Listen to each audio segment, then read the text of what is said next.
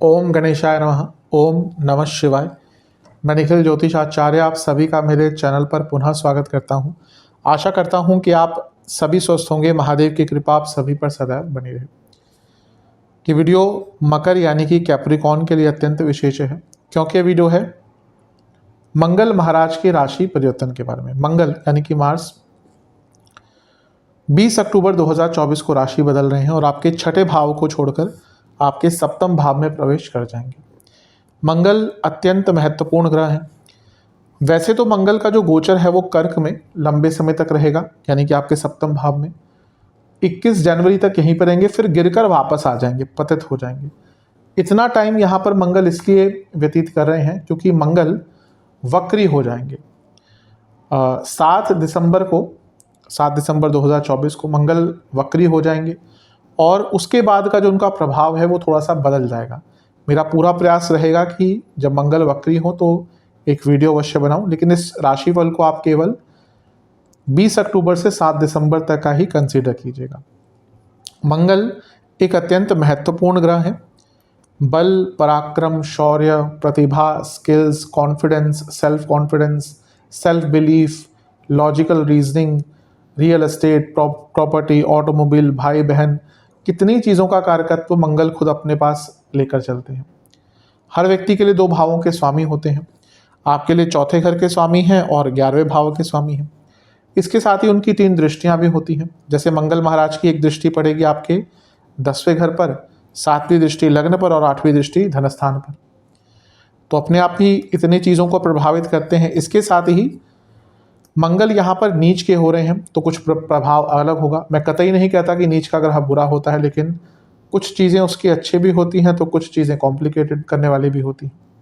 और यहाँ पर मंगल महाराज पर राहु की दृष्टि भी रहेगी, तो राहु का प्रभाव मंगल पर है और मंगल की दृष्टि 2 ग्रहों पर रहेगी। सूर्य पर, जो कि खुद 16 नवंबर तक नीच के रहेंगे जब तक तुला में रहेंगे, और मंगल की एक दृष्टि रहेगी शनि पर। यह हमेशा constructive as well as destructive होता है। मैं कई बार बता चुका हूँ, मेरे हिसाब से शनि मंगल की जो जोड़ी होती है वो कंस्ट्रक्टिव भी होती है, डिस्ट्रक्टिव भी होती है। तो क्या प्रभाव ये नीच के मंगल, मंद मंगल, क्योंकि ये धीरे चल रहे हैं, आपके जीवन पर डाल सकते हैं, इन सभी चीज़ों की विवेचना करने का प्रयास करूंगा। यदि आपकी लग्न राशि या चंद्र राशि मकर है, दोनों ही गाइडेंस के लिए इस राशिफल को देख सकते हैं। टेक्निकली अलग अलग राशिफल नहीं बन सकते कि आप बोले मेरी लग्न राशि मकर है अलग बनाइए, चंद्र राशि मकर है तो अलग बनाइए। जहाँ से आपको ज़्यादा रिलेट करता है वहाँ से देखिए। मेरा व्यक्तिगत मानना है कि लग्न राशि से देखेंगे तो अच्छा है। इनकेस नहीं पता तो चंद्र राशि से देखिए, अन्यथा जहाँ से आपको ज़्यादा रिलेट करता है वहाँ से देखिए। तो शुरू करते हैं इस अत्यंत महत्वपूर्ण राशिफल का। वीडियो के अंत में कुछ बहुत विशेष उपाय भी बताऊंगा जिसके करने से महीने की सकारात्मकता की वृद्धि अवश्य होगी। शुरू करते हैं। मंगल आपके सप्तम भाव में आकर विराजमान हो जाएंगे। मंगल या कोई भी ग्रह अगर नीच का होता है तो ये कहना कि वो बुरा हो जाता है गलत है, बल्कि आज के टाइम में नीच का ग्रह ज़्यादा भौतिक जीवन के हिसाब से अच्छे फल देता है। इसका कारण ये है कि नीच के ग्रह में वो प्रबलता, वो सक्षमता होती है कि किसी भी प्रकार से रिजल्ट लाना है। अगर कोई ग्रह उच्च का है या बहुत अच्छी पोजीशन में है तो आपको अच्छा रिजल्ट तो देगा, लेकिन वो कभी भी अपने रास्ते से हटेगा नहीं, वो कुछ भी अनकन्वेंशनल अलग नहीं करेगा। बल्कि नीच का ग्रह क्या होता है, वो क्या कहता है कि मैं किसी भी प्रकार से रिजल्ट लेकर आऊँगा। इसलिए ये कहना कि नीच का ग्रह बुरा होता है गलत है। हाँ, उसके कुछ नेगेटिव इम्प्लीकेशन होंगे, वह बताने का प्रयास करूँगा, लेकिन ये कहना कि वो सरासर गलत ग्रह है बहुत गलत चीज़ है ज्योतिष के हिसाब से। सबसे पहले सप्तम भाव में बैठे हैं और सप्तम भाव में जब वो बैठे हैं तो स्वामित्व कहाँ का रखते हैं, वो चौथे घर का स्वामित्व और लाभ स्थान का स्वामित्व रखते हैं। लाभ स्थान के स्वामी का सप्तम में आना यानी कि बिजनेस में पैसा बढ़ेगा। पैसा कुछ रुका हुआ था बिजनेस में वो बढ़ेगा। कुछ काम आपके अटके हुए थे, थोड़ी सी आप अपने आप को अप्लाई करेंगे, थोड़ा सा दिमाग लगाएंगे, उसके अलग सॉल्यूशंस आपको मिल सकते हैं। मैंने कहा ना, नीच का ग्रह अलग प्रकार से अच्छे रिजल्ट देगा, तो आपको थोड़ा सा रास्ते से हटना पड़ेगा, थोड़ा सा नॉर्मल रास्ते से हटकर थोड़ा सा अनकन्वेंशनल कुछ करना पड़ेगा, तो आपको ये जो नीच का ग्रह है बहुत अच्छे रिजल्ट देगा। लाभ स्थान के स्वामी सप्तम में आए हैं, यानी कि बिजनेस में नई अपॉर्चुनिटीज़, बिजनेस में नया कार्य करने का मौका मिलेगा। और क्योंकि लाभेश आपके सप्तम में है तो पति या पत्नी को भी यहाँ पे लाभ मिल सकता है, धन का लाभ हो सकता है, तो एक अच्छी चीज़ है।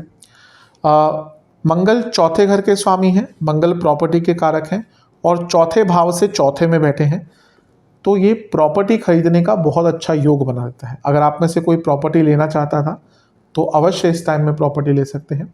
एक ये भी लोग कई बार पूछते हैं कि क्या नीच के मंगल है तो प्रॉपर्टी ले सकते हैं क्या? बिल्कुल ले सकते हैं, ऐसा कोई मनाही नहीं है। जब मंगल वक्री होते हैं तो मैं खुद मना करता हूं कि प्रॉपर्टी ना लें। अगर बहुत ही इम्पॉर्टेंट है कि उसी टाइम में करना है तभी सोचें उसके बारे में।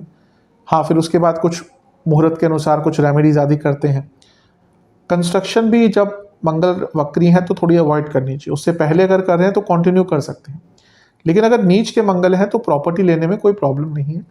बस ध्यान ये देना है कि चालाकी ना हो जाए, यानी कि आपको सारे डॉक्यूमेंट ढंग से पढ़ने हैं, कोई लीगल केस तो नहीं चल रहा प्रॉपर्टी के खिलाफ, कोई टाइटल डीड का इशू तो नहीं है, कोई लैंड टाइटल का इशू तो नहीं है, कोई और वाद विवाद तो नहीं है, कोई डॉक्यूमेंटेशन में हेर फेर तो नहीं है, म्यूटेशन पूरी अच्छी तरह से हुई है कि नहीं हुई है।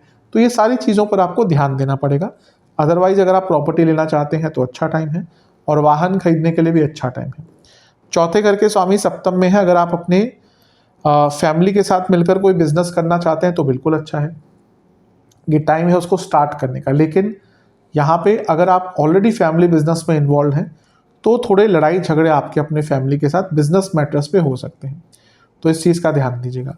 सप्तम भाव आपकी पब्लिक इमेज का होता है। हाँ, यहाँ पे एक नकारात्मक प्रभाव आता है। मैंने कहा ना, नीच ग्रह का कहीं ना कहीं तो नकारात्मक प्रभाव आएगा, तो अपनी ना पब्लिक इमेज को लेकर बहुत कॉन्शियस रहिएगा। कारण क्या है कि यहाँ पे कुछ लोग आपके ऊपर प्रहार करेंगे, आपकी इमेज को खराब करने का प्रयत्न करेंगे और पूरा प्रयत्न करेंगे कि किसी तरह से आपको बदनाम किया जाए। तो अपने नाम को बचाकर रखिएगा, नाम को बनाकर रखिएगा, क्योंकि उसको खराब करने का प्रयत्न बहुत लोग करेंगे और इसमें कुछ लोग आपके अपने भी होंगे।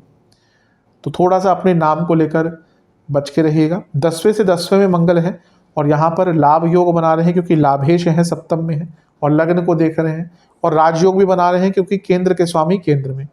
तो यहाँ पर प्रमोशन के भी थोड़े बहुत आपके योग बन जाते हैं। इस मंगल का जो सबसे नकारात्मक प्रभाव होगा वो होगा वैवाहिक जीवन पर।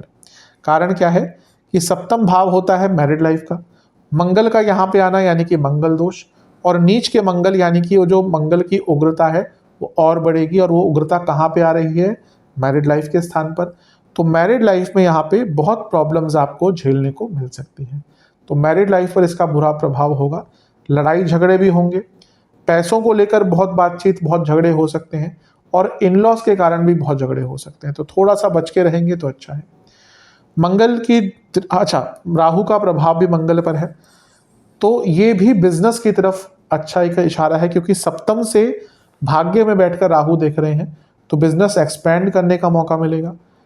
अब नीच के मंगल हैं तो हो सकता है आपको कुछ ऐसा कार्य करने का मौका मिले जो आपके नॉर्मल बिजनेस से हटके हो, मिलता जुलता हो लेकिन कुछ ना कुछ उसमें अलग हो सकता है। तो ये एक प्रभाव यहाँ पर दिख रहा है कि आपका जो बिजनेस है उसमें कुछ बदलाव आ सकते हैं, उसके द्वारा आपको एक्सपेंशन का मौका मिलेगा। और राहु विदेश के कारक है तो सप्तम भाव में है, तो विदेश में बिजनेस करने का मौका और अपने बिजनेस को विदेश के द्वारा एक्सपेंड या फिर विदेश से इन्वेस्टमेंट का मौका भी आपको प्राप्त हो सकता है। लेकिन पुनः राहु का प्रभाव नीच के मंगल पर, मैरिड लाइफ में थर्ड पार्टी सिचुएशन जिसको आज के टाइम में बोलते हैं, यानी कि चीटिंग आदि के इश्यूज आ सकते हैं। तो थोड़ा सा यहाँ पे ध्यान दीजिएगा, दोनों का ही ध्यान यहाँ पे भटक सकता है। और मैरिज लाइफ में ट्रस्ट इश्यूज आने की संभावना बहुत ज़्यादा है, तो इस पर थोड़ा सा ध्यान करिएगा, थोड़ा सा विवेचन कीजिएगा, मैरिड लाइफ को बचाने की कोशिश कीजिएगा। मंगल की दृष्टियों की बात करते हैं। मंगल की चौथी दृष्टि रहेगी 10वें घर पर। अब मंगल लाभेश हैं, 10वें घर को देख रहे हैं और अष्टम के स्वामी को देख रहे हैं। अब यहाँ पे दो प्रकार की चीज़ें हो सकती हैं। जिनका समय अच्छा चल रहा है, यानी कि कुंडली स्ट्रांग है, दशांतर दशा अच्छी है, प्रत्यंतर अच्छी है, तो उनके लिए यहाँ पर जॉब में आगे बढ़ने का मौका, यानी कि पैसा बढ़ने का मौका है, क्योंकि लाभेश देख रहे हैं और सूर्य को देख रहे हैं जो 10वें से 11वें घर के स्वामी हैं। तो आपकी प्रमोशन भी हो सकती है, सैलरी भी इंक्रीज हो सकती है सिग्निफिकेंटली। यहाँ पे बुरा कुछ लोगों के लिए हो सकता है जिनका समय बहुत खराब चल रहा है, जिनकी कुंडली वीक है और दशा अंतर्दशा खराब है, उनके लिए जॉब जाने का योग बन सकता है। कैसे? क्योंकि जो सूर्य हैं वो अष्टम के स्वामी हैं, तो एक अनिश्चितता का भाव लेके रखते हैं और नीच के हो गए, तो यहाँ पे बॉसेस के कारण आपको प्रॉब्लम्स आ सकती है। आपके बॉसेस ही जो है ना वो आपकी जॉब जाने का बड़ा कारण बनेंगे।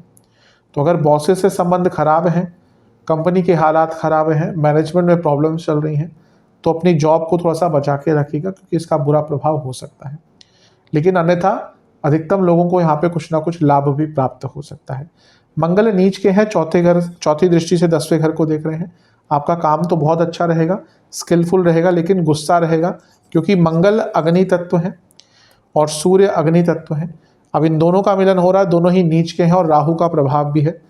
तो ये क्या बताता है कि कार्य क्षेत्र में गुस्सा बहुत रहेगा और आप इम्पल्सिव बहुत रहेंगे और ऐसी जगहों पे रिएक्ट कर देंगे जहाँ पे आपको रिएक्ट नहीं करना चाहिए।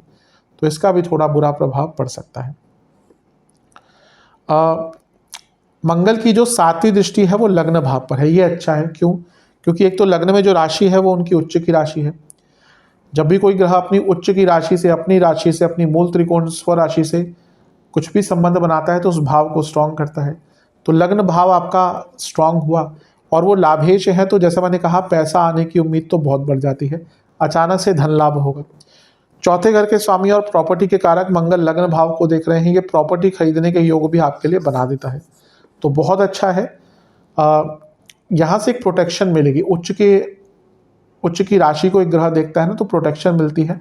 कहीं ना कहीं मंगल के कारण अगर कोई प्रॉब्लम आपको आती भी है ना, तो किसी दोस्त से, किसी भाई बहन से, कज़न से वहाँ पे आपको हेल्प भी मिल सकती है, ये भी अच्छा है।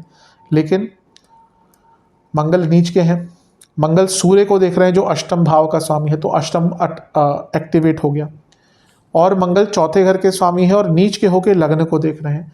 ये चोट चपेट के और एक्सीडेंट के कारक बना देते हैं, तो थोड़ा बन जाता है, तो थोड़ा सा इंजरी को लेकर, एक्सीडेंट्स को लेकर केयरफुल रहेगा। जब लग्न पर सीधा इम्पैक्ट होता है मंगल का, वो भी नीच अवस्था का, तो गिरकर चोट लगने के योग बहुत बन जाते हैं, तो बहुत ध्यान दीजिएगा। मंगल की एक दृष्टि रहेगी धन स्थान पर। अब ये तो धन योग बना कैसे?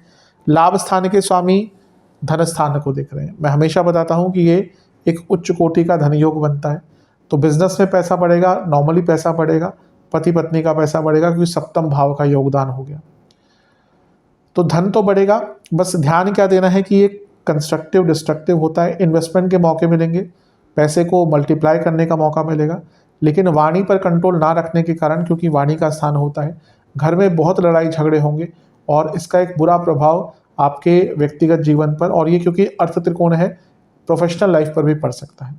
तो थोड़ा सा अपने वाणी पर कंट्रोल कीजिएगा, इम्पल्सिव होकर कुछ मत बोलिएगा। जो भी बोलना है बहुत सोच समझकर, गहन चिंता नहीं, गहनता के साथ अपने वाणी का उपयोग कीजिएगा। अब धन तो बढ़ता हुआ दिख रहा है, लेकिन एक ईगो भी आता हुआ दिख रहा है आपके अंदर एक फॉल्स सुपीरियरिटी कॉम्प्लेक्स आ जाएगा, और लोग यहाँ पे क्या होगा ना कि आप लोगों को नीचा दिखाएंगे। कभी कभी क्या होता है ना, जाने अनजाने में हम एक्साइटेड हो, हमने कुछ नया लिया हो, हम मजाक मजाक में कभी कभी कुछ बोल देते हैं जो सामने वाले व्यक्ति को शायद चुभ जाए। तो यहाँ पे दिखता है कि आप शायद, यहाँ तो जाने अनजाने में मैंने कहा, यहाँ पे डेलिबरेटली आप लोगों को ना नीचा दिखाने की कोशिश करेंगे, तो थोड़ा सा उस पर ध्यान देंगे तो अच्छा है। ओवरऑल एक मिश्रित सा प्रभाव दिख रहा है। स्टूडेंट्स के लिए अच्छा रहेगा, क्योंकि मंगल कारक है कॉम्पिटिटिव एग्जाम्स के, तो सूर्य को भी देख रहे हैं और लग्न को भी, तो जिनका कोई कॉम्पिटिटिव एग्जाम पड़ता है इस टाइम में वो अच्छा करेंगे। सेहत की बात करें तो जिनको किडनी, गॉल ब्लैडर, बीपी का प्रॉब्लम है उनको दिक्कत रहेगी। नसों के रोग तंग कर सकते हैं, हड्डियों के रोग तंग करेंगे, उल्टा सीधा खाना खाने के कारण बहुत प्रॉब्लम होगी, और जिनको कोई भी ऑटो इम्यून डिसऑर्डर है उनको भी दिक्कत यहाँ पर बढ़ सकती है। तो मिश्रित प्रभाव है, जो अच्छा कहा उससे उसका लाभ उठाएगा, जो थोड़ा सा नेगेटिव है उससे बच के रहेगा। अब उपाय की बात कर लेते हैं। आपको कुछ सरल उपाय करने हैं। सबसे पहले एक मीठी रोटी बनानी है, जिसमें चीनी का उपयोग नहीं करना, गुड़ का उपयोग करना है, और उसमें कुछ सौंफ के दाने और इलायची के दाने भी डालने हैं। आपको सर्वप्रथम बजरंग बली के सामने बैठकर 2 घी के दिए प्रज्वलित कर कर उनको अर्पण करने हैं। गुलाब के पुष्प अर्पण करने हैं।